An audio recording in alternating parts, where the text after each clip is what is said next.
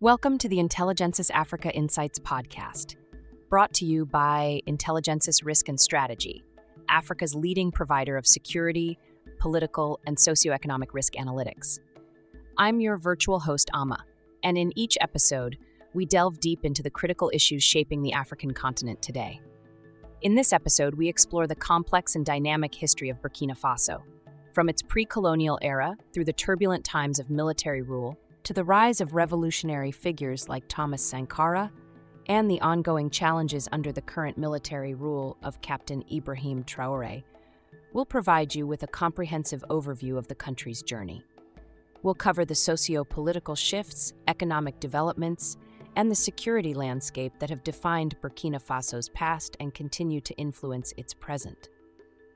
Our discussion will also touch on the formation of the Alliance of Sahel States and its implications for regional stability. For a deeper analysis and more detailed reports on these topics, visit our website at www.intelligensis.com. And don't forget to follow Intelligensis on LinkedIn, Facebook, Twitter, and YouTube for the latest updates. Let's dive into the insights.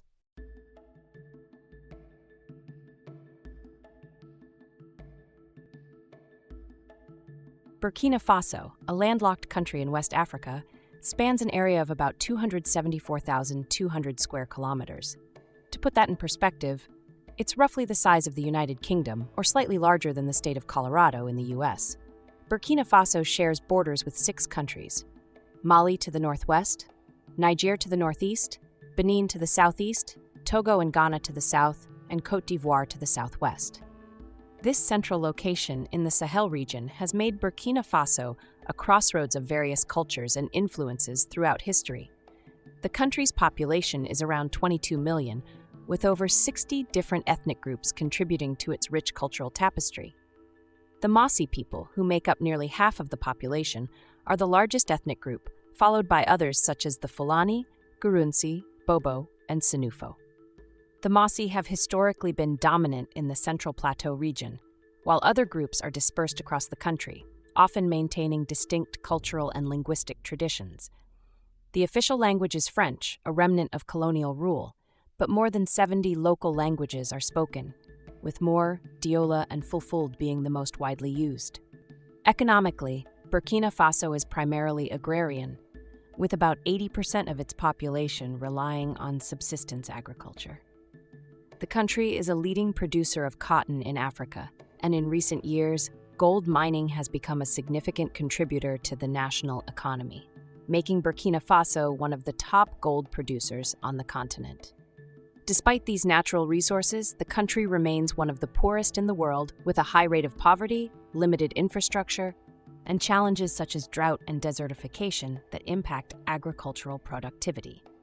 Politically, Burkina Faso is a semi-presidential republic. The political structure includes a president, who is the head of state, and a prime minister, who acts as the head of government. The country's history has been marked by periods of stability, punctuated by coups and military rule, reflecting the ongoing struggle to establish a stable and democratic governance system. Since gaining independence from France on August 5, 1960, Burkina Faso has experienced significant political upheaval, yet it remains resilient, continuously striving for progress amidst various challenges.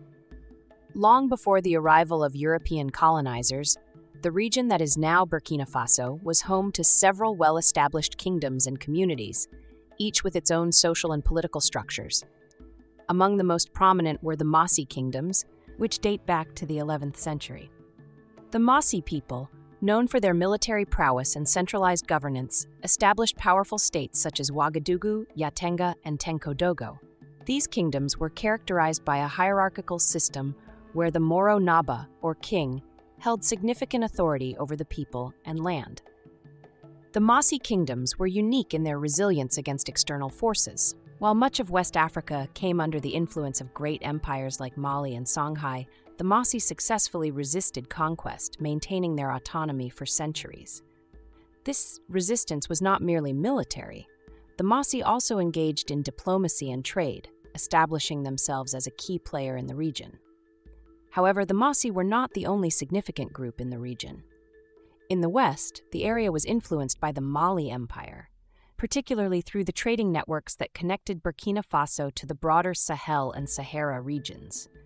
In the east, the region was part of the larger Hausa cultural and economic sphere, which was itself connected to trans-Saharan trade routes.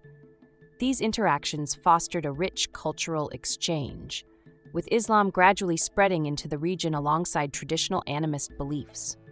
The pre-colonial era laid the foundation for the cultural and ethnic diversity that characterizes Burkina Faso today. The legacy of the Mossi kingdoms, in particular, remains a significant part of the country's identity, influencing its political and social structures well into the modern era. The late 19th century marked the beginning of European colonization in West Africa, and Burkina Faso, then known as Upper Volta, was no exception. The French colonial forces arrived in the region in 1896, incorporating Upper Volta into their growing West African empire. The imposition of colonial rule disrupted the existing social and political systems, as the French sought to establish control over the territory and its resources. French colonization brought significant changes to the region. The colonial administration introduced new political structures, which often undermined traditional authorities, such as the Moro Naba. The French divided Upper Volta into administrative districts, each governed by a French-appointed official. This centralization of power eroded the influence of local leaders and introduced a new layer of bureaucracy that was alien to the indigenous systems of governance. Economic exploitation was a key aspect of French colonial policy. The colonial administration imposed heavy taxes on the local population and forced many into labor on infrastructure projects, such as railways and roads, designed to facilitate the extraction of resources. The emphasis on cash crops like cotton further disrupted local economies, leading to food shortages and economic hardship for many Burkinabe. Resistance to colonial rule was widespread. Various uprisings occurred throughout the early 20th century, though they were often brutally suppressed by the French military. Despite this resistance, the colonial period saw the gradual integration of Upper Volta into the broader French colonial economy. In 1932, due to economic considerations and the perceived lack of resources in Upper Volta, the French dissolved the colony, dividing its territory among neighboring colonies of Côte d'Ivoire, Mali, then French Sudan, and Niger. However, in response to pressure from local elites and the need for administrative efficiency during World War II, the French re-established Upper Volta as a separate colony in 1947. This re-establishment set the stage for the nationalist movements that would eventually lead to independence.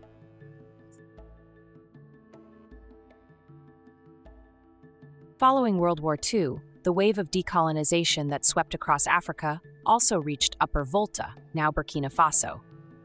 The war had significantly weakened European colonial powers, including France, leading to a growing demand for independence among the colonized peoples. In Upper Volta, nationalist sentiments began to coalesce around key figures such as Maurice Yameogo, a member of the Voltaic Democratic Union, UDV. Yameogo, a former teacher and trade unionist, became a prominent advocate for autonomy and self-governance. The UDV, under Yameogo's leadership, became the driving force behind the independence movement, rallying various ethnic groups and political factions under a common cause. The push for independence was not without its challenges. The French colonial administration initially resisted these demands, seeking to maintain control over its West African territories. However, the momentum of the independence movements across the continent, combined with growing internal pressure, eventually forced France to reconsider its position. On August 5, 1960, Upper Volta officially gained its independence from France. Maurice Yameogo was elected as the country's first president, marking the beginning of a new chapter in Burkina Faso's history. The new nation faced significant challenges, including economic underdevelopment, ethnic divisions, and the legacy of colonial rule. But there was also a sense of hope and determination as the people of Burkina Faso looked to build a sovereign and prosperous nation. Maurice Yameogo's presidency was characterized by efforts to centralize power and modernize the country. As the leader of the newly independent nation, Yameogo sought to establish a strong, unified government that could address the challenges of nation building. His administration focused on creating a cohesive national identity, promoting the French language and culture as unifying factors, while also attempting to modernize the economy and infrastructure. However, Yameogo's policies soon drew criticism. His government was marked by increasing authoritarianism, as he sought to suppress political opposition and consolidate his power.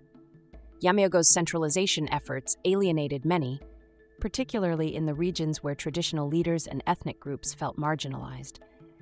Economically, the situation was dire. Despite efforts to modernize, Burkina Faso remained heavily reliant on subsistence agriculture with limited industrial development. The country faced widespread poverty, and the government's austerity measures, including cuts to public sector salaries and social services, led to growing discontent among the population. By 1965, tensions had reached a breaking point. The combination of economic hardship, political repression, and ethnic tensions led to widespread unrest. Demonstrations and strikes became increasingly common, and Yameogo's grip on power began to weaken. In January 1966, following a series of mass protests and a general strike organized by trade unions and student groups, Maurice Yameogo was forced to resign from the presidency. This marked the end of the First Republic. In his place, Lieutenant Colonel Sangoulé Lamazana, the Army Chief of Staff, took control of the government, marking the beginning of a new phase in Burkina Faso's political history.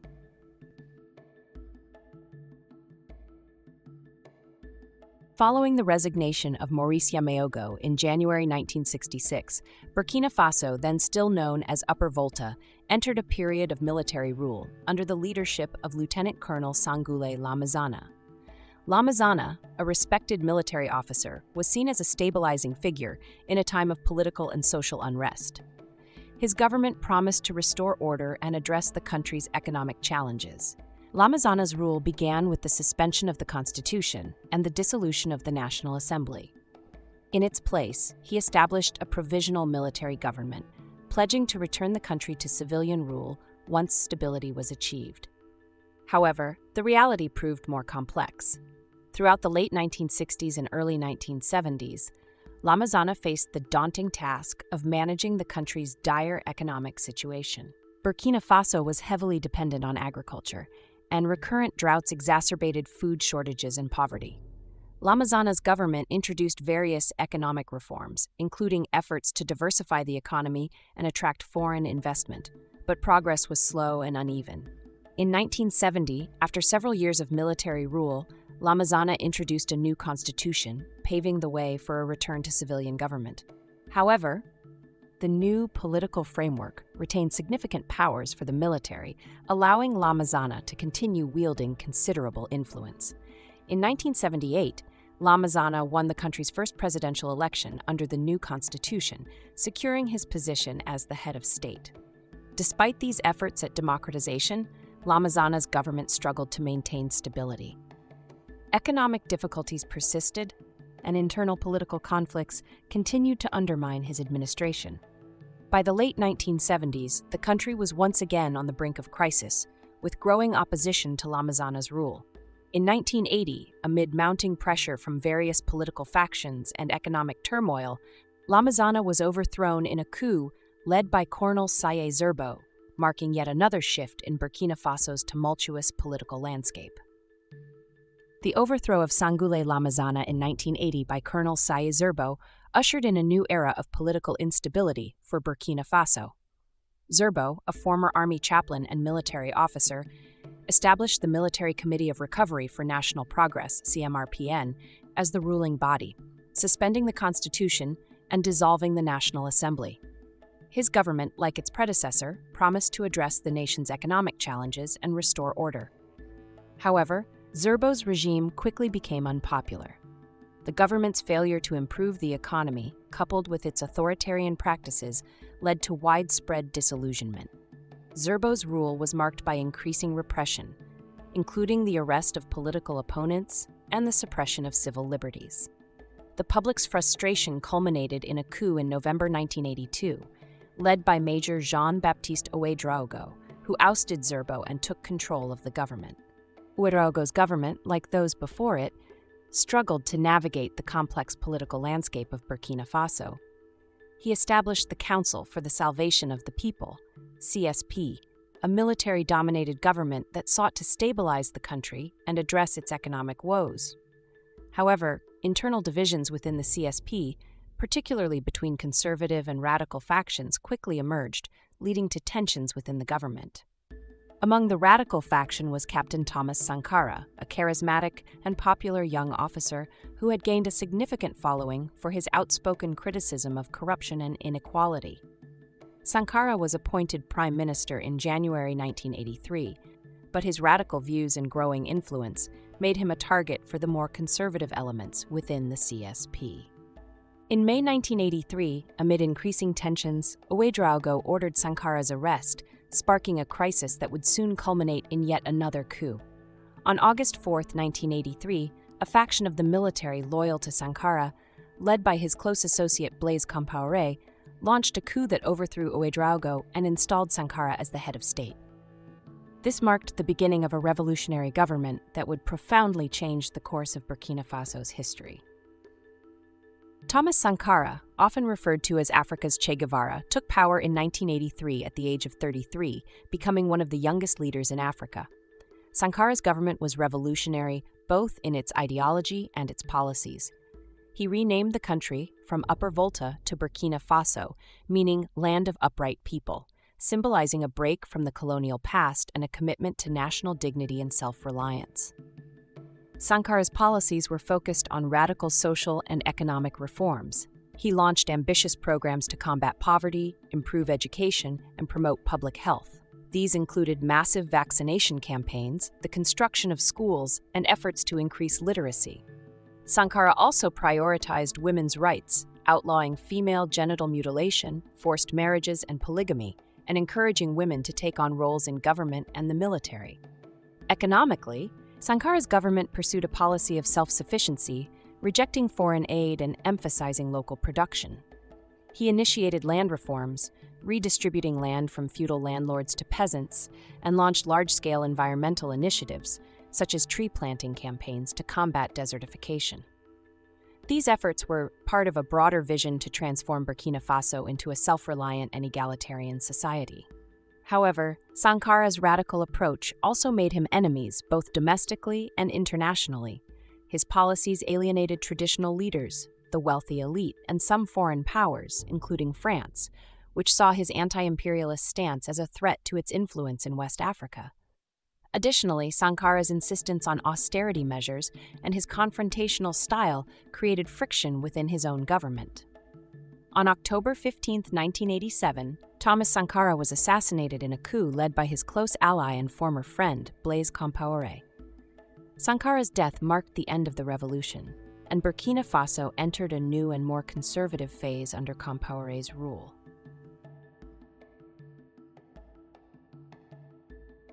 On October 15, 1987, a coup led by Blaise Compaoré resulted in the assassination of Thomas Sankara, marking the beginning of a new era in Burkina Faso's political history. Compaoré, who had been a close ally of Sankara, quickly consolidated power and positioned himself as the new leader of Burkina Faso. He justified the coup by claiming that Sankara's radical policies had isolated the country and endangered its stability. Compaoré immediately set about reversing many of Sankara's policies. He adopted a more pragmatic approach, shifting away from Sankara's socialist and anti-imperialist stance toward a market-oriented economy and re-establishing relations with Western countries, particularly France. This shift led to increased foreign aid and investment, which Compaoré used to stabilize the economy and build infrastructure. However, Compaoré's rule was also characterized by increasing authoritarianism. He systematically eliminated political opposition, curbed press freedoms, and used the military to maintain control. Over the years, Compaoré won multiple elections, though these were often marred by allegations of fraud and voter intimidation. His long tenure was marked by a concentration of power in the presidency and widespread corruption, with key positions in government and the military occupied by loyalists.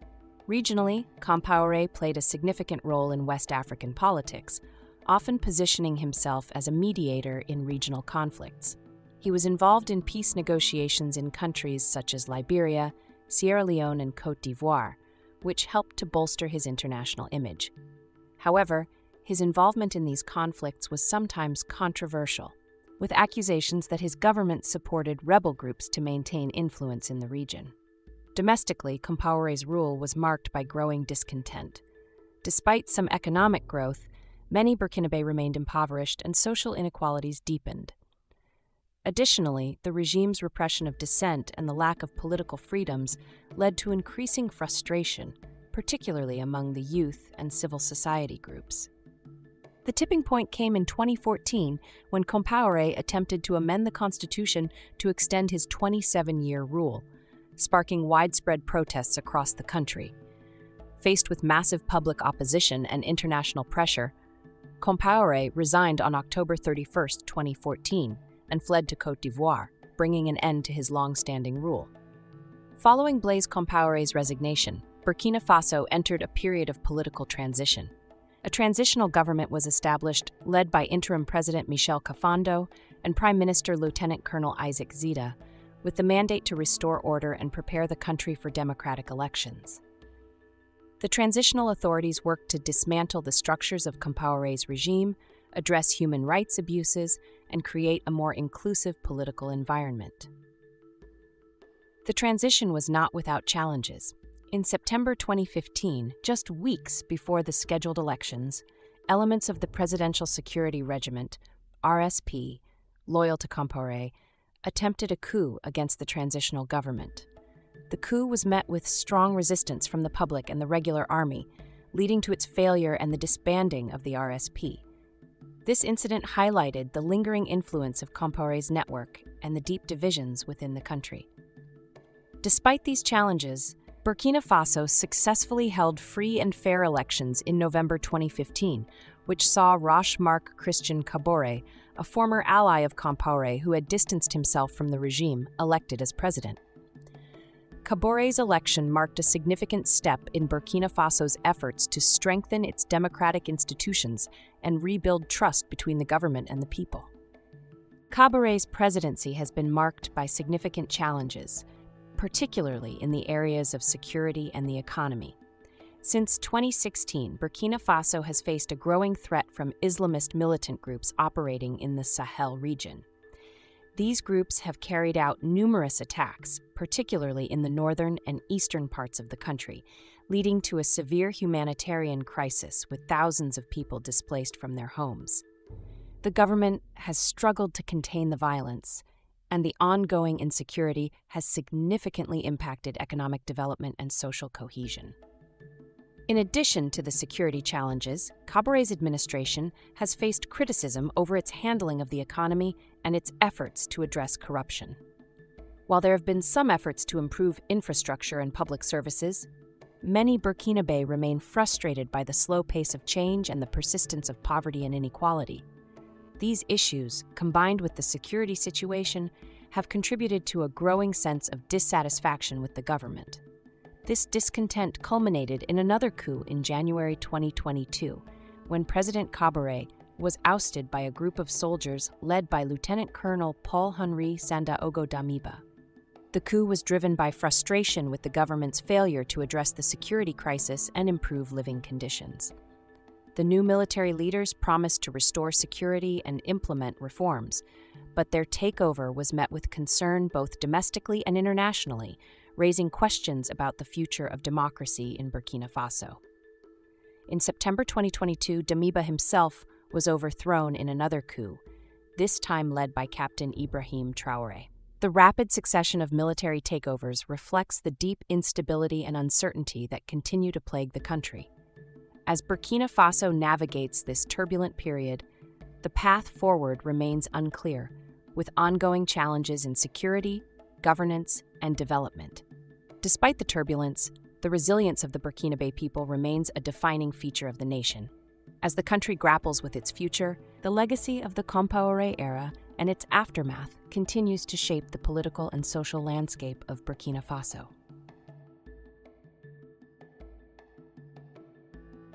Captain Ibrahim Traoré emerged as a central figure in Burkina Faso's political landscape following a turbulent series of events.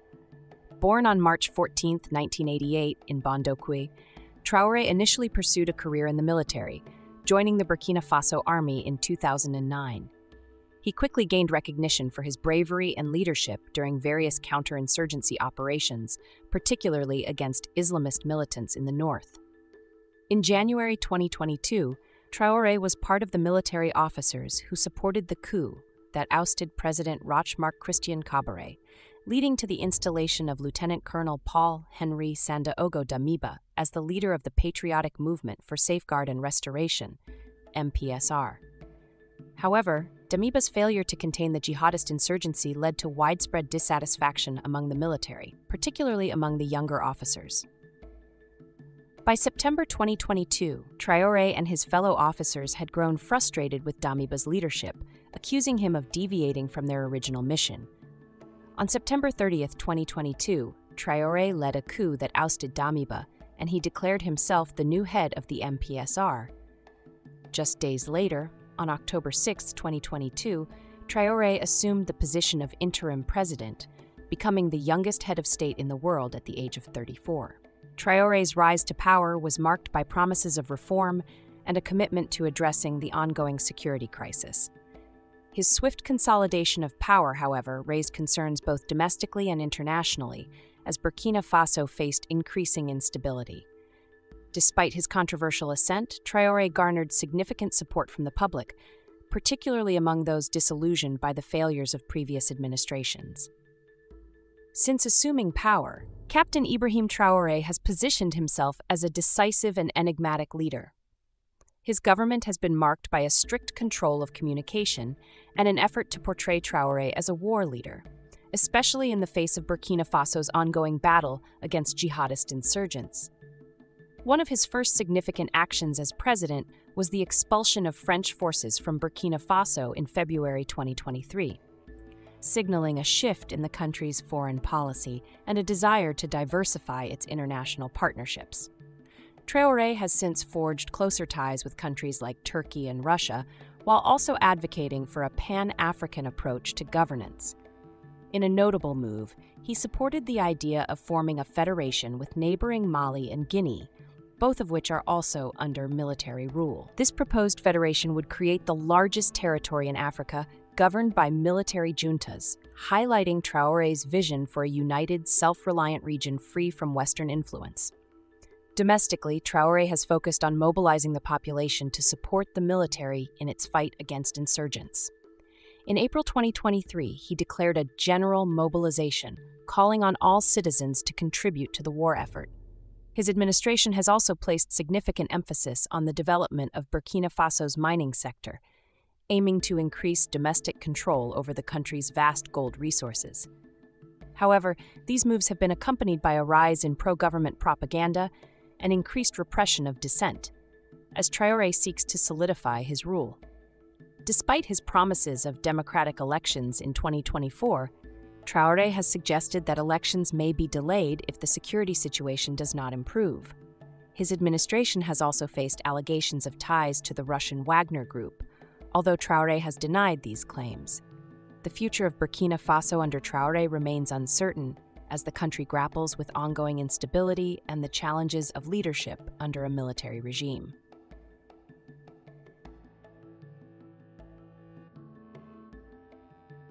The Alliance of Sahel States, AES, was established in response to escalating tensions and dissatisfaction with the West African bloc, ECOWAS. The three member states, Burkina Faso, Mali, and Niger, are all governed by military juntas following recent coups.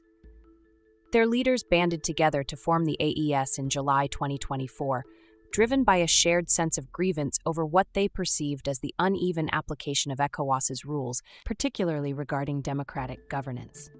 ECOWAS's threats of military intervention to restore civilian rule in Niger following its 2023 coup were seen as a final straw. The AES was thus born out of a need for mutual defense against such threats, and it marks a significant shift in the political dynamics of the region.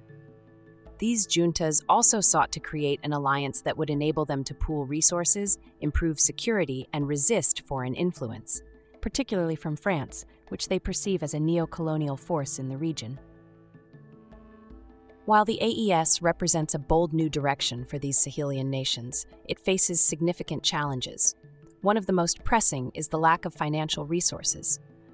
All three countries are among the poorest in the world, with economies heavily dependent on agriculture and limited industrial bases. Additionally, the AES nations are heavily reliant on foreign military and economic support, particularly from non-Western partners like Russia and Turkey, which could limit their autonomy. Furthermore, the increasing isolation from regional and international communities poses a risk to the AES's long-term viability.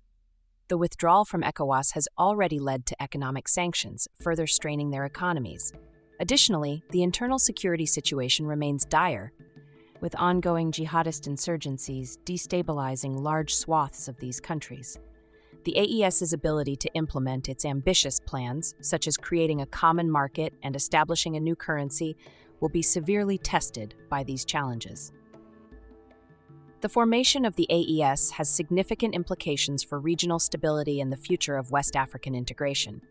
By breaking away from ECOWAS, the AES is contributing to the fragmentation of the West African bloc, weakening its collective ability to address security and economic challenges. This split could lead to a more polarized region, with countries aligning themselves either with the AES or with ECOWAS, potentially heightening tensions. On a broader scale, the AES challenges the efforts of the African Union to promote regional integration and democratic governance across the continent. The creation of a bloc led by military juntas could undermine these efforts and embolden other autocratic regimes in Africa.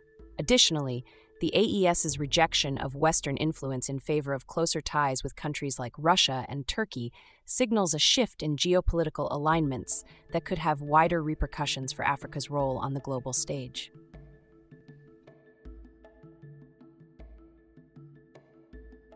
Over the past decade, Burkina Faso has been engulfed by a rapidly escalating jihadist insurgency. The roots of this conflict trace back to the early 2010s, with the spillover of violence from neighboring Mali following the 2012 Tuareg rebellion and the rise of Islamist militant groups like Ansar Dine and Al-Qaeda in the Islamic Maghreb, AQM. These groups found fertile ground in Burkina Faso, exploiting the country's weak state institutions, poverty, and long-standing ethnic and regional tensions. The situation worsened dramatically after 2015 when local groups, notably the Group for the Support of Islam and Muslims, JNIM, and the Islamic State in the Greater Sahara, ISGS, began launching attacks against civilians, security forces, and government institutions. Between January 1, 2020 and July 31, 2024, Burkina Faso experienced a staggering 10,645 security incidents, resulting in 27,145 fatalities.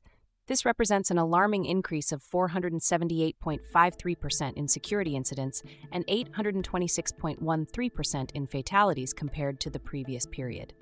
The insurgency has been particularly intense in the northern and eastern regions, with the Sahel Est and Center-Nord regions being the hardest hit. Jihadist groups have employed tactics such as armed clashes, abductions, and the use of improvised explosive devices, IEDs, to exert control over territory and resources, leading to widespread displacement and a humanitarian crisis. The Burkinabe government's response has included the deployment of military forces and the creation of civilian volunteer militias known as Volunteers for the Defense of the Homeland, VDP. Despite these efforts, the insurgents have continued to gain ground, with large parts of the country effectively outside of government control. The government's reliance on poorly trained and equipped militias has also led to accusations of human rights abuses, further complicating the security situation. The socio-economic situation in Burkina Faso has been deeply affected by the ongoing conflict. The insurgency has devastated the country's agricultural sector, which is the backbone of the economy, leading to severe food insecurity. According to recent reports, millions of Burkinabe are facing hunger, with the situation exacerbated by the displacement of over 2 million people from their homes. Economic growth has stagnated, with the conflict disrupting trade routes and access to markets, particularly in the northern and eastern regions. The government's budget has been stretched thin, with significant portions allocated to military expenditures at the expense of social services like education and healthcare. Unemployment, particularly among the youth, remains high, fueling discontent and making recruitment by insurgent groups easier. Corruption and weak governance continue to undermine development efforts, while poverty and inequality remain pervasive. In response to these challenges, the government has launched several initiatives aimed at stabilizing the economy and improving living conditions. These include efforts to increase agricultural production, promote small-scale mining, and improve infrastructure. However, the impact of these initiatives has been limited by the ongoing conflict, which has hampered implementation and reduced investor confidence. The socio-economic outlook for Burkina Faso remains bleak, with the combination of insecurity, poverty, and displacement creating a vicious cycle that is difficult to break. As the country struggles to regain control over its territory and address the humanitarian crisis, the path to recovery will be long and fraught with challenges. Burkina Faso stands at a critical juncture, grappling with unprecedented challenges in both security and socio-economic spheres. Over the past decade, the jihadist insurgency has intensified, leading to widespread violence, displacement, and a humanitarian crisis. The government's response, while determined, has been marred by limited resources, allegations of human rights abuses, and the inability to fully regain control over large parts of the country. Socioeconomically, the conflict has devastated livelihoods, particularly in agriculture, and has exacerbated poverty and inequality. Despite efforts to stabilize the economy and improve infrastructure, the ongoing insecurity continues to stymie progress. The political landscape remains fragile, with recent coups and the formation of the Alliance of Sahel States further complicating the region's dynamics. Yet, amid these challenges, the resilience of the Burkinabe people and their commitment to overcoming adversity remain evident. As we look to the future, several key questions emerge.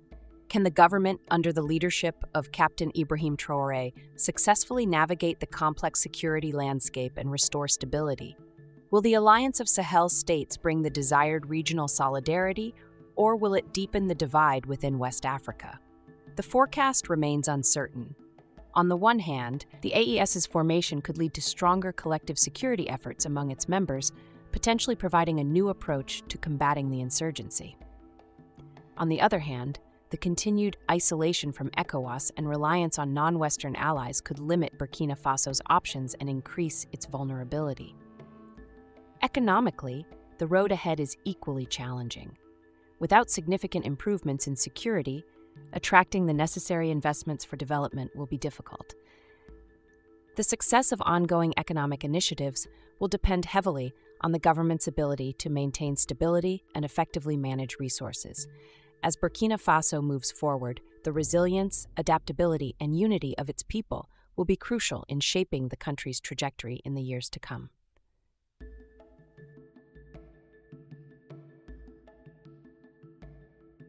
Thank you for joining us on this episode of the Intelligensis Africa Insights podcast, brought to you by Intelligensis Risk and Strategy.